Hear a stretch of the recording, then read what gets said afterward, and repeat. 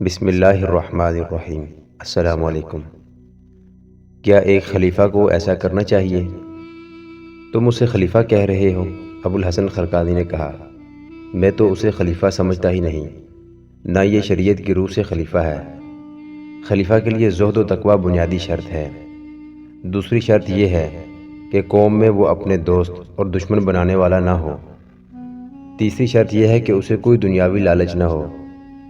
اس شرط کی روح سے وہ آدمی خلیفہ ہو ہی نہیں سکتا جس کی اپنی ریاست ہو۔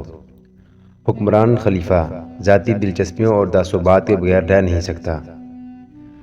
کیا ہم اس خلیفہ کو گدی سے ہٹا نہیں سکتے؟ نہیں، ابو الحسن خرقانی نے جواب دیا، خلافت ایک خاندان کی میراث بن گئی ہے، اور خلافت اب اسلام کی عظمت نہیں، ذاتی اقتدار کی گدی بن گئی ہے۔ امت رسول صلی اللہ علیہ وسلم کا شیرازہ بکھرنے کا باعث یہی ہے کہ خلافت کا مطلب اقتدار بن گیا ہے، یہ شخصی حکومت بن گئی ہے۔ اب ہر خلیفہ ایسا ہی ہوگا، اور قوم کا اتحاد اور وقار ریزہ ریزہ ہوتا رہے گا۔ خلیفے ہاتھ میں قرآن لے کر آئیں گے، اپنے دوست اور اپنے دشمن بنائیں گے، قوم کے لیے مجسم دھوکہ بنے رہیں گے، قوم میں پھوٹ ڈالتے رہیں گے، اپنے خوشامدی اور مدح سرا پیدا کرتے رہیں گے، اور قوم عربی اور عجمی، غزنوی اور مصری بنتی جائے گی۔ مسلمان مذہب کو بھی شکی نگاہوں سے دیکھیں گے۔ خلیفہ جو بھی آئے گا وہ امر کل بھی ہوگا۔ پھر لاہ عمل کیا ہونا چاہیے؟ سلطان محمود نے کہا، میں خلیفہ کا خوشامدی نہیں بنوں گا۔ خلیفہ کو بتا دو کہ تم اس کی نیت سے واقف ہو چکے ہو۔ ابو الحسن خرقانی نے کہا، محمود، انسان جب ایمان فروشی پر اتر آتا ہے تو اسے ایمان والے احمق اور جھوٹے لگتے ہیں۔ تم ہندوستان میں اپنے امیر، حاکم اور سالار چھوڑ آئے ہو۔ مجھے ڈر ہے کہ وہ اپنے نفس کے دھوکے میں آ جائیں گے۔ انسان میں دو کمزوریاں بہت ہی خطرناک ہیں۔ یہ کمزوریاں ابلیس کی طاقت ہیں، ایک جنسی لذت اور دوسری زر پرستی۔ ہندوستان شعبدہ بازوں اور توہم پرستوں کی سرزمین ہے، وہاں کا طلسم بڑا ہی خطرناک ہے۔ مجھے ڈر ہے کہ تم ہندوستان کے مفتوحہ علاقوں کا انتظام جن حکام کے سپرد کر آئے ہو وہ ایمان فروش نہ ہو جائیں۔ تمہارے لیے خطرے ہیں، تمہارے لیے بڑی کڑی آزمائش ہے، گھبرا نہ جانا۔ تو میں خلیفہ کے کان کھول دوں؟ حق کی بات کہنے سے نہ ڈرو، خرقانی نے کہا، میں بھی اس کے ساتھ بات کرنے کی کوشش کروں گا۔ واپس آ کر سلطان محمود غزنوی نے خلیفہ بغداد القادر باللہ عباسی کے نام پیغام لکھوایا۔ خراسان کے بیشتر علاقے پر آپ نے قبضہ کر رکھا ہے، اس میں بہت سا علاقہ سلطنت غزنی کا ہے۔ میں آپ کو نقشہ بنا کر بھیج رہا ہوں۔ میں نے جن علاقوں پر نشان لگائے ہیں وہاں سے اپنے امراء اور اپنی فوج نکال لیں۔ خلیفہ کو تو کسی خطے کا حاکم ہونا ہی نہیں چاہیے، مگر میں جانتا ہوں کہ آپ میری بات قبول نہیں کریں گے۔ میں احترام خلافت کی وجہ سے خاموش رہا، اب جب کہ میری آنکھوں سے پردے اٹھ چکے ہیں، میں بہتر سمجھتا ہوں کہ آپ صلح و صفائی سے نشان زدہ علاقے مجھے دے دیں۔ میں امید رکھوں گا کہ آپ اپنے رتبے کا خیال رکھتے ہوئے پس و پیش نہیں کریں گے۔ مورخین محمد قاسم فرشتہ، البیرونی اور گردیزی میں اس واقعہ کو تفصیل سے یوں بیان کیا ہے کہ خلیفہ عبد القادر عباسی سلطان محمود کی جنگی طاقت سے اچھی طرح واقف تھا، اور وہ سلطان کی فطرت سے بھی آگاہ تھا کہ سلطان جو کرنے پر آتا ہے وہ کر گزرتا ہے۔ خلیفہ کو یہ بھی معلوم تھا کہ سلطنت غزنی کے لوگ سلطان محمود کے معتقد ہو گئے ہیں، چنانچہ خلیفہ نے اس کے پیغام کے جواب میں خراسان کے وہ صوبے جن کا مطالبہ سلطان نے کیا تھا سلطان کو دے دیے، اور وہاں سے اپنے امراء اور فوج نکال لی۔ مورخین کے مطابق سلطان محمود مطمئن ہونے کی بجائے طیش میں آ گیا۔ اس نے محسوس کیا کہ خلیفہ نے اتنی جلدی ہتھیار ڈال دیے ہیں، اس کا مطلب یہ ہے کہ وہ دیانت دار نہیں اور شاطر ہے۔ سلطان نے بغداد ایک اور قاصد اس پیغام کے ساتھ خلیفہ کو بھیجا کہ سمرقند پر آپ کا قبضہ ناروا ہے، یہ شہر مجھے واپس کریں۔ اس پیغام کے جواب میں خلیفہ نے اپنے ایلچی کو، جس کا درجہ سفیر کا تھا، سلطان کے پاس بھیجا۔ ایلچی نے سلطان کو یہ پیغام دیا کہ خلیفہ کسی قیمت پر سمرقند سے دستبردار نہیں ہوگا، اور خلیفہ نے یہ بھی کہا ہے کہ اگر آپ اپنے اس مطالبے پر زور دیں گے تو خلیفہ آپ کو ساری قوم کے سامنے ذلیل و رسوا کر دے گا۔ خلیفہ سے جا کے کہو کہ تم یہ چاہتے ہو کہ میں 1000 جنگی ہاتھیوں کے ساتھ دارالخلافت بغداد میں آؤں۔ سلطان محمود نے قہر آلود آواز میں کہا، اگر خلیفہ کی یہی خواہش ہے تو اسے کہہ دینا کہ اس کے دارالخلافہ کی اینٹ سے اینٹ بجا دوں گا اور ملبہ ہاتھیوں پر لاد کر غزنی لے آؤں گا۔ ایک انگریز مورخ سر ایچ ہوورتھ نے چند دوسرے مورخین کے حوالے سے لکھا ہے کہ خلیفہ سلطان محمود کی اس دھمکی سے بہت سٹپٹایا۔ اس کا رتبہ اتنا بلند تھا کہ وہ سلطان محمود کو مجبور کر سکتا تھا کہ وہ قصر خلافت سے اس بدتمیزی کی معافی مانگے، مگر خلیفہ کی کچھ کمزوریاں ایسی تھیں کہ اس نے دھمکی کا جواب دھمکی سے نہ دیا، بلکہ کچھ ایسا ڈھیلا سا جواب دیا کہ سلطان محمود نے سمرقند شہر میں اپنی فوج داخل کر کے اسے اپنی سلطنت میں شامل کر لیا۔ 1012 عیسوی آدھا گزر چکا تھا۔ ہندوستان کی طرف سے سلطان محمود مطمئن تھا۔ پنجاب کا مہاراجہ ابھی زندہ تھا، مگر اس کا ڈنگ مار دیا گیا تھا۔ وہ سلطان کا باج گزار تھا۔ سلطان کو ہندوستان سے اطلاعات مل رہی تھی کہ وہاں کے راجوں مہاراجوں کی سرگرمیاں اور عزائم کیا ہیں۔ اسے اطلاع ملی کہ انند پال مر گیا ہے اور اس کی جگہ راج دربار کی گدی پر اس کا بیٹا تلوچن پال بیٹھا ہے۔ تھانیسر کے بت وشنو دیو کی یہ توہین کہ سلطان محمود اسے غزنی اٹھا لے گیا تھا، ہندوؤں کے لیے نہ صرف ناقابل برداشت تھی بلکہ دہشت ناک زیادہ تھی۔ ہندو دیوتاؤں کے قہر کے منتظر تھے۔ پنڈت تھر تھر کانپ رہے تھے۔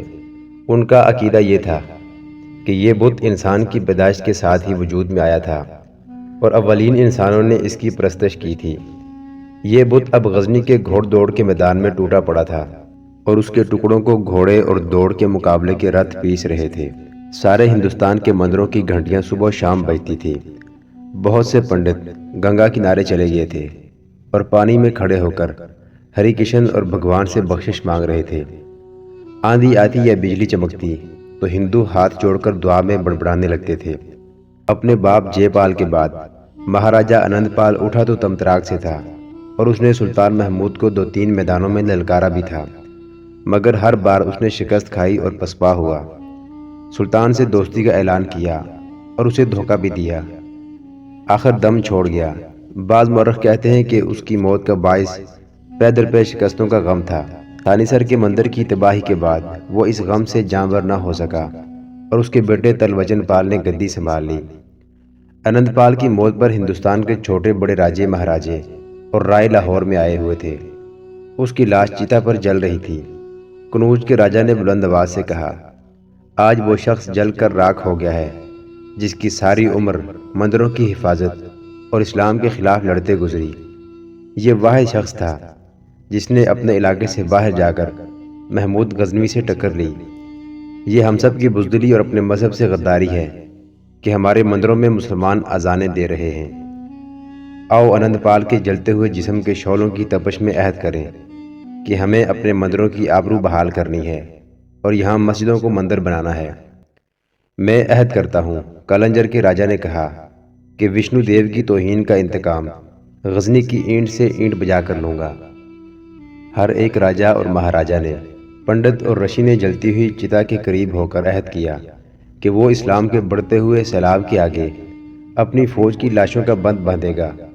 یہ الفاظ ہر ایک نے کہے کہ وہ مسجدوں کو مندر اور مسلمانوں کو ہندو اور غزنی کو مہابھارت کی راجدھانی بنائے گا۔ انند پال کا جانشین تلوچن پال پیچھے کھڑا آنسو بہا رہا تھا۔ راجکمار تلوچن پال کو بھی، جو اب مہاراج ہیں، کچھ کہنا چاہیے۔ ایک رشی نے کہا، اب مہاراج کو غم کا بوجھ اتار پھینکنا چاہیے۔ راجپوت آنسو نہیں خون بہایا کرتے ہیں۔ جوان سال تلوچن پال آگے آیا، اپنے باپ کی چتا کے شعلوں کو دیکھا، پھر سب کی طرف دیکھا۔ آپ میں کتنے ایسے ہیں جنہوں نے اپنے عہد پورے کیے ہیں؟ تلوچن پال نے کہا، آپ نے اسلام کے آگے لاشوں کا بند پہلے کیوں نہ باندھا؟ جب مسلمان تھانیسر کی طرف بڑھ رہے تھے اس وقت آپ سب کہاں تھے؟ یہاں کی مسجدوں کو مندر اور یہاں کے مسلمانوں کو ہندو بنا لینا کوئی مشکل نہیں، لیکن راجپوت نہتوں پر وار نہیں کیا کرتے۔ آپ میرے باپ کی تعریفیں کر رہے ہیں، لیکن ہر لڑائی میرے باپ کو اپنے علاقے میں لڑنی پڑی۔ آپ میں سے کون ہے جس نے ہمیں اپنی فوج کی کچھ نفری اس لیے دی تھی کہ اسے ہم پشاور اور لمغان کے درمیان روکے رکھیں؟ آپ کے پاس صرف الفاظ ہیں۔ آپ خطرے کے وقت اپنی فوجیں ہمیں اس لیے دے دیتے ہیں کہ سلطان محمود غزنوی کو ہم اپنے علاقے میں روکے رکھیں اور آپ کی راجدھانیاں محفوظ رہیں۔ مہاراج، ایک مہاراجہ نے پوچھا، آپ کہنا کیا چاہتے ہیں؟ میں کہنا چاہتا ہوں کہ میں اپنی ریاست کو محفوظ رکھنے کے لیے مسلمانوں کو اپنا دوست سمجھوں گا۔ تلوچن نے کہا، محمود نے حملہ کیا تو مقابلہ کروں گا، مگر یہاں کے مسلمانوں پر ہاتھ نہیں اٹھاؤں گا۔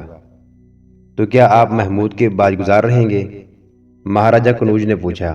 ہاں، تلوچن نے جواب دیا، میں باج دیتا رہوں گا۔ کیا آپ کو معلوم ہے کہ یہاں کے مسلمان غزنی کے سلطان کے وفادار اور جاسوس ہیں؟ مہاراجہ کلنجر نے کہا، کیا آپ کو معلوم نہیں کہ غزنی کی فوج میں ہزاروں ہندوؤں کا بھی دستہ ہے؟ تلوچن پال نے کہا، ان میں سے کتنے ہیں جو وہاں سے فرار ہو آئے ہیں؟ ان کے پاس گھوڑے ہیں، ہتھیار اور ہاتھی ہیں، وہاں وہ آزاد ہیں۔ وہ وہاں سے بھاگ کیوں نہیں آتے؟ یہاں کے بہت سے مسلمان ہمارے وفادار ہیں۔ ایک جوان سال خوبصورت عورتوں کے ہجوم میں سے نکل کر تلوچن پال کے پاس جا کھڑی ہوئی۔ اس نے تلوچن پال کے نیام سے تلوار کھینچ لی اور تلوار بلند کر کے بولی، تم سب جانتے ہو کہ میں اس شخص کی بیوی ہوں جو مسلمانوں کو اپنا دوست کہہ رہا ہے۔ یہ مجھے اٹھا کر اپنے باپ کی چتا میں پھینک دے، چاہے تو مجھے اسی تلوار سے کاٹ دے۔ میں اعلان کرتی ہوں کہ میں راجپوت کی بیٹی ہوں۔ میرا باپ مسلمانوں کے خلاف لڑتا ہوا مارا گیا ہے۔ میں اپنے مذہب کی توہین کا اور اپنے باپ کے خون کا انتقام لوں گی۔ آج سے میں نے اپنے اس خاوند کے ساتھ اپنا جسمانی تعلق توڑ دیا ہے۔ یہ بزدل ہے جو غزنی کے سلطان کا باج گزار رہنے کا اعلان کر رہا ہے۔ تلوچن پال اس کی طرف لپکا، مگر ایک اور جوان سال آدمی تلوار سونت کر دونوں کے درمیان آ گیا۔ وہ بھیم پال تھا، تلوچن پال کا چھوٹا بھائی۔ تمام تاریخ نویسوں نے اس کا نام بھیم پال نڈر لکھا ہے اور کہا ہے کہ وہ غیر معمولی طور پر نڈر یعنی بے خوف اور دلیر تھا۔ خبردار تلوچن پال، اس نے کہا، یہاں تمہیں کوئی ایک بھی آدمی ایسا نہیں ملے گا جو تمہارا ساتھ دے۔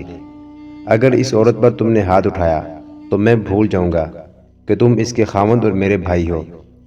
میں ہوں اپنے باپ کی گدی کا وارث۔ اس گدی پر وہ بیٹھ سکتا ہے جو اس کی توہین کا انتقام لینے کے قابل ہوگا۔ اس نے سب کی طرف دیکھا اور تلوار بلند کر کے پوچھا، اگر میں غزنی کے سلطان کو باج نہ دینے کا اعلان کر دوں اور اگر میں وشنو دیو کی توہین کا انتقام لینے کی قسم کھا لوں تو کیا آپ مجھے اپنے باپ کی گدی کا وارث تسلیم کریں گے؟ تم یقیناً مہاراج جے پال اور مہاراج انند پال کے جانشین ہو، ایک پنڈت نے کہا۔ پھر ایک شور اٹھا، تلوچن پال کو بٹھا دو، تلوچن پال سے تلوار لے لو، نڈر مہاراج کی جے ہو۔ یہ شور بلند ہوتا چلا گیا۔ انند پال کی چتا کے شعلے اور زیادہ بلند ہو گئے، جلتی ہوئی لکڑیوں کی تڑاق تڑاق ہیبت ناک ہو گئی۔ تلوچن پال جو دراصل بزدل نہیں بلکہ امن پسند اور حقیقت بین تھا، اس شور اور شعلوں میں ڈوب گیا۔ اس کی حیثیت ایک راجکمار سی رہ گئی تھی۔ بھیم پال نڈر اس وقت کے پنجاب کا راجہ بن گیا۔ اسی رات راج محل میں تمام راجوں، مہاراجوں اور پنڈتوں کی کانفرنس ہوئی۔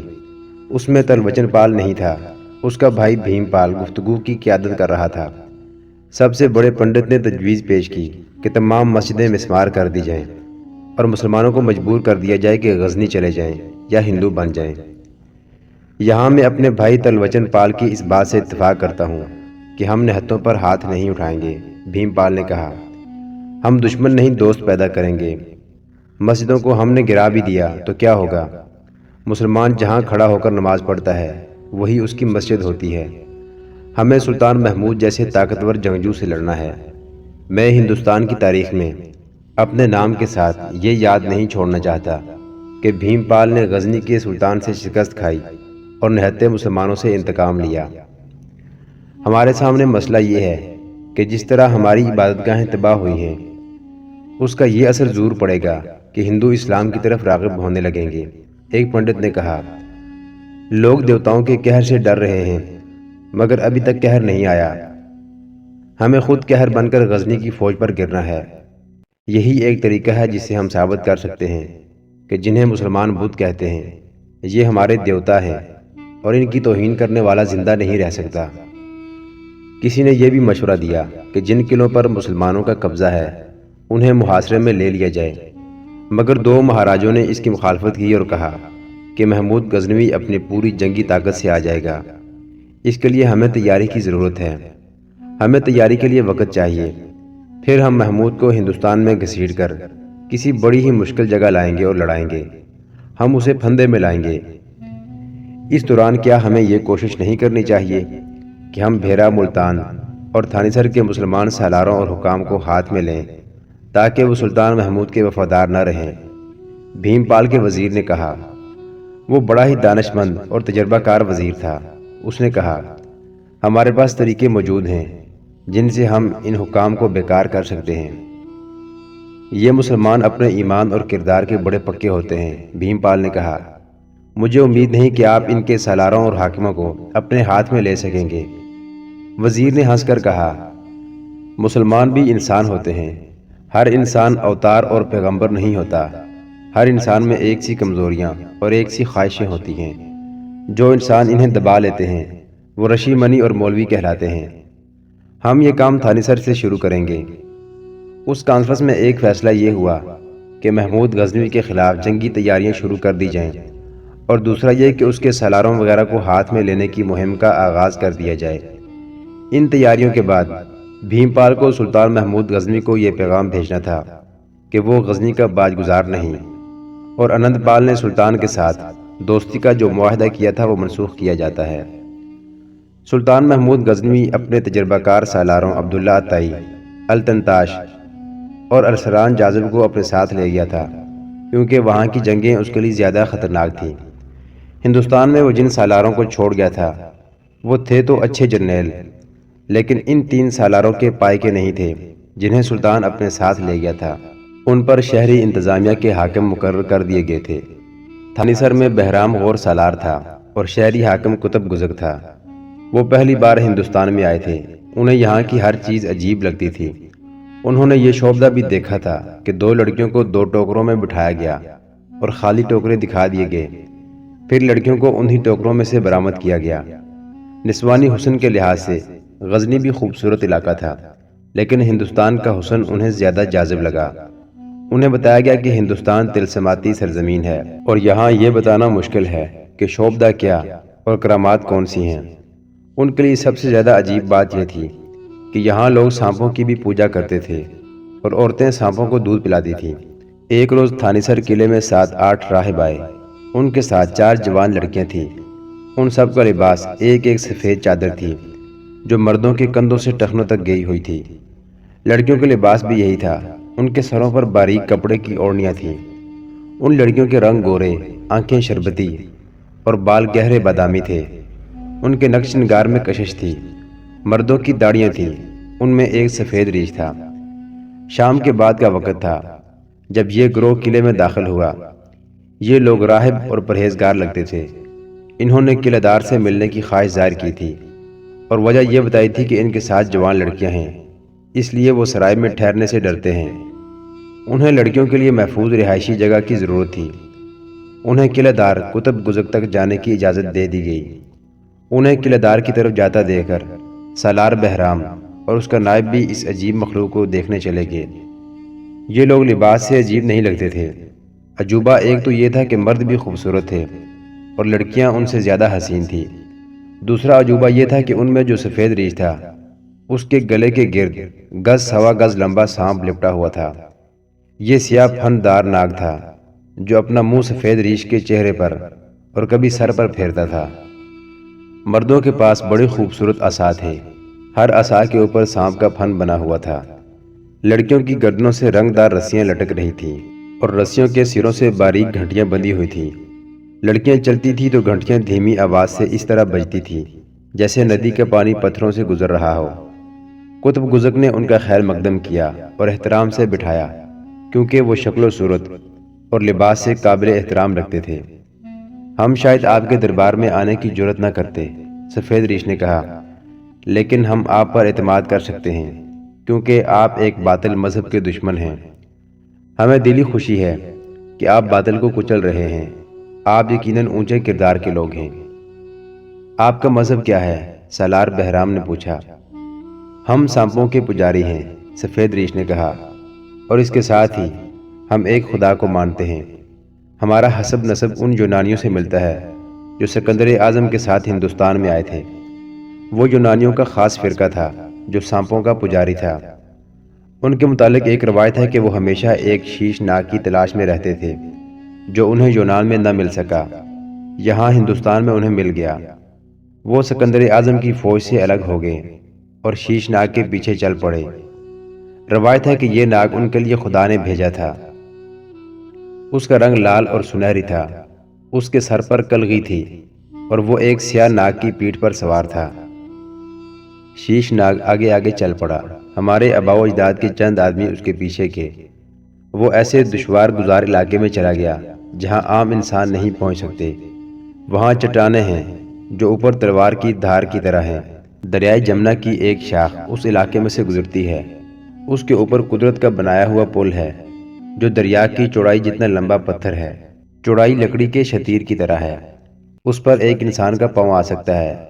گرنے کا خطرہ ہر قدم پر ہے۔ نیچے دریا تنگ ہے کیونکہ پہاڑوں کے درمیان سے گزرتا ہے۔ گہرائی بہت زیادہ اور بہاؤ بہت تیز ہے۔ شیش ناگ اس کے اوپر سے گزر گیا۔ 4 آدمی اس کے پیچھے گئے۔ وہ پھسل کر گر پڑے اور دریا انہیں اپنے ساتھ لے گیا۔ 2 آدمی جا پہنچے۔ وہ ایک خوشنما جگہ تھی جو ناگوں کی بستی تھی۔ ہمارے آباء و اجداد وہیں آباد ہو گئے۔ ہم وہیں سے آئے ہیں۔ ہم سانپوں میں رہتے ہیں۔ کیا آپ سانپ کو خدا مانتے ہیں؟ خدا تو ہم خدا کو ہی مانتے ہیں، سفید ریچھ نے کہا، لیکن سانپ کو ہم اس لیے لائق پرستش سمجھتے ہیں کہ یہ خدا اور انسان کے رابطے کا ذریعہ ہے۔ یہ شیطان بھی ہے، فرشتہ بھی ہے۔ لوہے اور پتھر کو سونا بنانے کی طاقت اور کرامات کس کے پاس ہیں؟ صرف سانپ کے پاس۔ یہ ایک خاص قسم کا سانپ ہوتا ہے۔ اگر اس کی عمر 100 سال پوری ہو جائے تو اس کے جسم میں ایک گولی پیدا ہو جاتی ہے جو چمکتی ہے۔ اسے کوئی من کہتا ہے تو کوئی من کا۔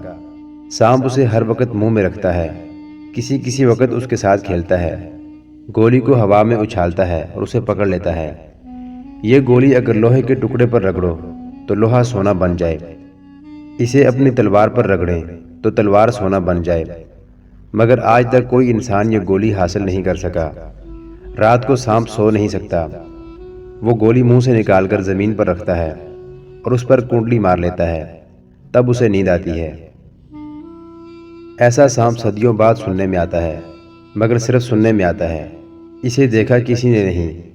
اس کا منکا آج تک کوئی حاصل نہیں کر سکا، اسے کوئی حاصل کر بھی نہیں سکتا۔ ہندوستان میں مشہور ہے کہ یہ منکا جس کے ہاتھ آ جائے گا وہ سارے ہندوستان کا بادشاہ ہوگا۔ شیش ناگ بھی اس کا غلام ہوگا اور اس کے محل، اس کی راجدھانی اور اس کے قلعوں کی حفاظت سانپ کریں گے۔ وہ ساری دنیا کا سب سے زیادہ دولت مند بادشاہ ہوگا۔ کیا آپ نے یا آپ کے آباء و اجداد میں سے کسی نے سانپ اور اس کا منکا دیکھا ہے؟ نہیں، سفید ریچھ نے جواب دیا۔